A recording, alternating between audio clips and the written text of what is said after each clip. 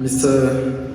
Renier van Dansing, Deputy Mayor of Amsterdam, Mr. Marcel Vink, Director General for Political Affairs in the Ministry of Foreign Affairs, Mrs. Graciela Gatti Santana, President of the International Residual Mechanism for International Tribunals, Mrs. Christine Safari, President of IBUCA Netherlands, Excellencies, Ambassadors, heads of mission and international organizations, members of the diplomatic corps, dear survivors of the 1994 genocide perpetrated against the Tutsi, dear compatriots and friends of Rwanda, ladies and gentlemen. Good morning to all.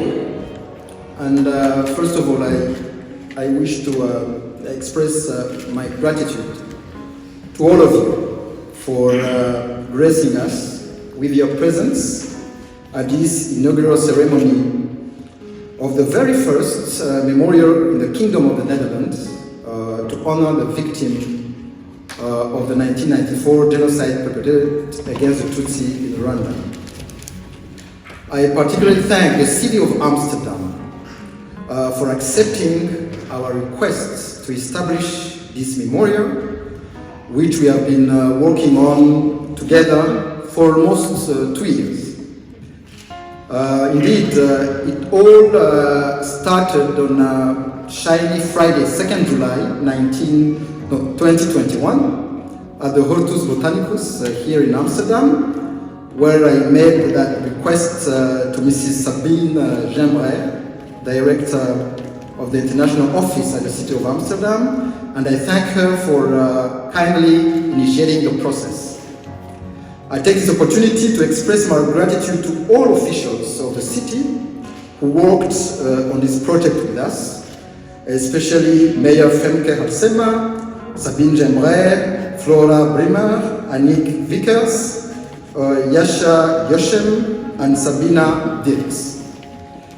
I also thank the government of the Netherlands, through you, Director General Marcel Vink, for your unwavering support in this process, which is another demonstration of your friendship and your commitment to memory and justice.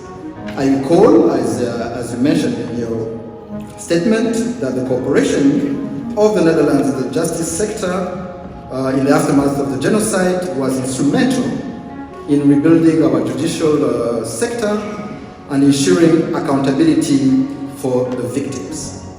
Finally, last but not least, I pay tribute to Mrs. Christine Safari, President of the Organization of Genocide Survivors living in the Netherlands, IBUCA Netherlands, for her sustained leadership and tireless efforts over the past 5 years at the helm of this organization to ensure that a genocide memorial is erected on the land of her second home, the Netherlands. The embassy worked on this project since its inception with Christine Safari and with the support of IBUCA Netherlands as a whole. And I'm convinced that the Rwandan community will forever be grateful to you, dear Christine. Excellencies, ladies and gentlemen, this genocide memorial is the 20th established on the European continent, after those erected in France, Belgium, United Kingdom, Italy, and Switzerland. This is an important milestone, not only for genocide survivors, but also for young generations in the Netherlands. Indeed, the UN General Assembly resolution of 20th April 2020 urged member states to develop educational programs that will inculcate in future generations the lessons of the genocide in order to help prevent future genocides. And we believe that a memorial is one of the most important tools to help in preserving memory and educating present and future generations about the 1994 genocide against the Tutsi. In that respect, we call on all of you, ambassadors and diplomats, to consider establishing such memorials in your respective countries, and also to introduce in your curricula educational programs on the 1994 genocide against the Tutsi as requested by the UN General Assembly in New York. Indeed, from all mass atrocities that were committed throughout the war, only a few were established and recognized by the international community as genocides. It is therefore important and logical that all genocides, which are important features of the history of humanity, are taught in schools of all UN member states. Excellencies, ladies and gentlemen, this UN General Assembly resolution of April 2020 also established the date of 7th April as the International Day of Reflection of the 1994 genocide against the Tutsi in Rwanda. The genocide commemoration is therefore not a Rwandan day only, but an international day, as it relates to the most serious crime in the history of humanity. This is the moment to reflect for the 29th time on this crime, with our annual theme of Remember, Unite, Renew. We remember 1 million souls slain during 100 days of horror for the only crime of being born Tutsi. We remember brave women who, although they were not targeted, were killed for upholding the dignity of mankind by protecting the oppressed and opposing evil. We remember because it is in our culture to carry the eternal flame of remembrance and pass it on to next generations. And we remember because it's our duty as human beings to keep this tragedy in our minds in order to preserve the world from future genocides. We unite as Rwandans, a people that share a single culture, a single language, the same beliefs and traditions, to defy the artificial divide introduced by colonial powers and ethnic regimes. We unite because, as the valiant soldiers of our RPF Inkotanyi stopped the genocide, we turned a dark page of our history to shape a bright future for our people. We unite to restore our dignity and to build a country free of genocide, mass atrocities, discrimination and hate. And we unite because we want to show to the world that reconciliation and brotherhood are the only viable path to stability and prosperity on all continents. We renew as one of the oldest nations in Africa, created half a millennium ago, destroyed 3 decades ago, and reborn from ashes. We renew as a society that gave genocide survivors the opportunity to heal and take their rightful place in our journey for self-reliance.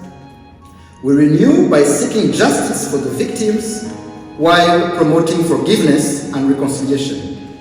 And we renew by rebuilding our country, transforming our economy, supporting the most vulnerable, and preserving our planet. Excellencies, ladies and gentlemen, while genocide survivors and the whole nation have made tremendous strides towards a united and prosperous society, Rwanda is nonetheless deeply concerned by the ever-present denial of the 1994 genocide against the Tutsi. And let me be clear, genocide denial is not a protected opinion under the freedom of speech, as it seeks to erase our collective memory and to weaken our ability to heal and reconcile. Genocide denial absolves the perpetrator while blaming and tormenting the victims. As Professor Gregory Stanton stated, is the 10th and ultimate stage of the crime of genocide itself. In this respect, we have observed in the region, here in Europe, and all over the world, an increasing trend of denying, minimizing, or justifying the 1994 genocide against the Tutsi, using with bad faith different theories such as ethnic conflict, Rwandan genocide, double genocide, or simply denying the fact that the genocide was planned and executed by the state. This virus was created by genocide fugitives in 1994 and disseminated around the world through their relatives, friends, communities, and even through foreign politicians, scholars, journalists, and members of the civil society. This activism of genocide fugitives abroad is another demonstration that genocide denial is the completion of the crime of genocide and could even be a cyclical phenomenon if a resolute action to hold perpetrators to account is not carried out in all countries. I thank the Kingdom of the Netherlands for the action it has taken to prosecute, try and extradite an important number of suspects living in the Netherlands. I extend my appreciation to the international justice, especially the International Residual Mechanism for Criminal Tribunals, RMCT, and its predecessor, the International Criminal Tribunal for Rwanda, ICTR, for the work they have done in prosecuting the masterminds of the genocide. I take this opportunity to call on all countries, especially countries that are yet to do so, to act on the over 1,000 indictments for genocide that Rwanda sent to 34 different countries. Accountability is critical for justice, but it is also important to curb genocide denial. Excellencies, ladies and gentlemen, on the same topic, we are particularly concerned by the increasing hate speech and targeted killings against Congolese Tutsi in eastern DRC, which go hand in hand with the denial of the 1994 genocide against the Tutsi. The government of Rwanda observes that this situation in eastern DRC has the same ingredients that those that led to the genocide in Rwanda, which are mainly arming civilians for a so-called self-defense, supporting a genocidal militia like the FDLR, spreading hate speech and genocide ideology, targeted killings against the Congolese Tutsi, as well as blaming the victims and the alleged supporters from abroad. We therefore firmly believe that the international community should follow in the steps of the UN Special Advisor on the prevention of genocide and speak up on this particular threat, which is very often overlooked in country statements on the crisis in eastern DRC. To conclude, Excellencies, ladies and gentlemen, I wish to note that despite our never again commitment, the 1994 genocide against the Tutsi was not the last mass atrocity in the world. Over the past 3 decades, we witnessed another genocide and the countless crimes against humanity and war crimes on several continents. It is therefore our collective responsibility as a community of nations and the responsibility of powerful nations in particular to find a lasting solution to the current conflicts that are creating havoc, mainly in Africa, in Europe, and Middle East, while ensuring accountability for the civilian victims. This will be our significant contribution to peace through diplomacy, law, and justice. I thank you for your kind attention.